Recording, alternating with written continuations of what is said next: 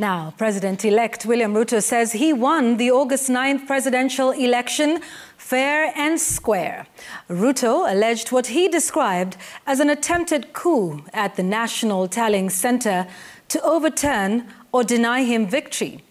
Urging the Supreme Court to throw away the presidential petition, the president-elect, through his legal team, said Kenyans made their choice at the polling stations and the disgruntled commissioners had no role in electing the country's president. Sam Ogina reports now on the president-elect's defense at the Supreme Court. Mastering a defense to protect his win, the president-elect had 7 lawyers addressing the Supreme Court in opposing the petitions against his victory.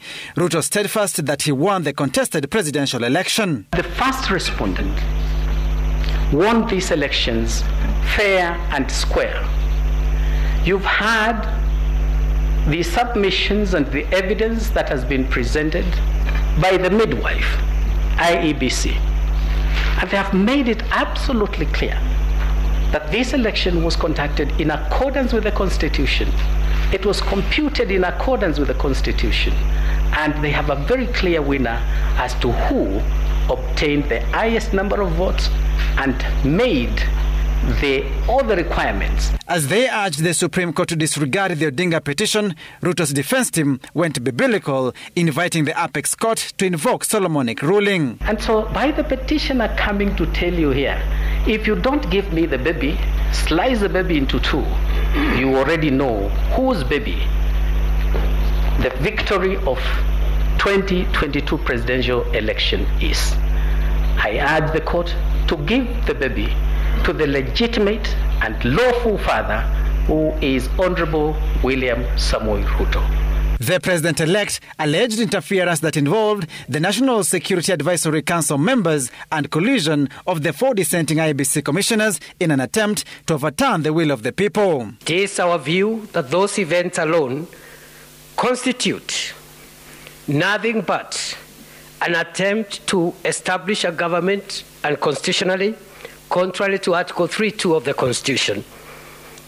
And in our humble and respectful view, Chief Justice, my lords, my ladies, the events of that day are basically an attempted but failed coup d'etat. 7 commissioners cannot make you the president. 4 commissioners cannot make you the president. Who makes the decision as to who becomes the President of the Republic of Kenya? It is our humble submission. It is not the commission. It is not any of the commissioners.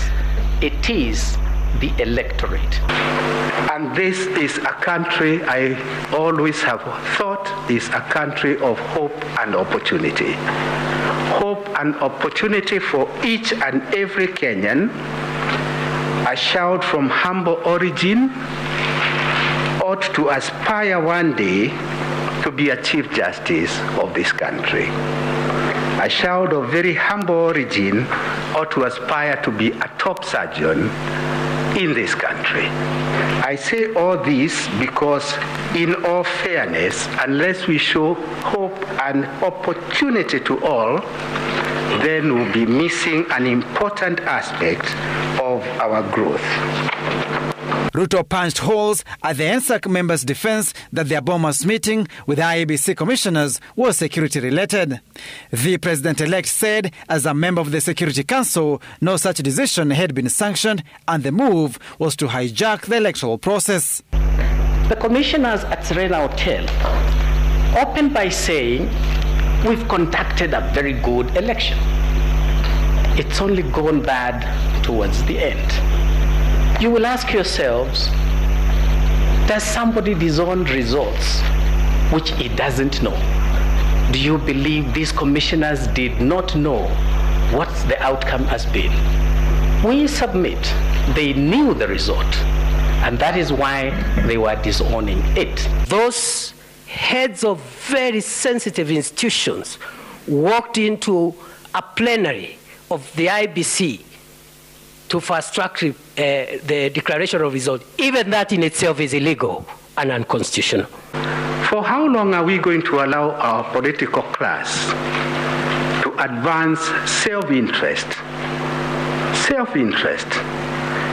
and to hold this country in perpetuity of uncertainty? That is something I think, Madam CJ, you now have an opportunity under Section 3 of your Act. The hearing comes to a close on Friday when all parties make their final submissions. Samogina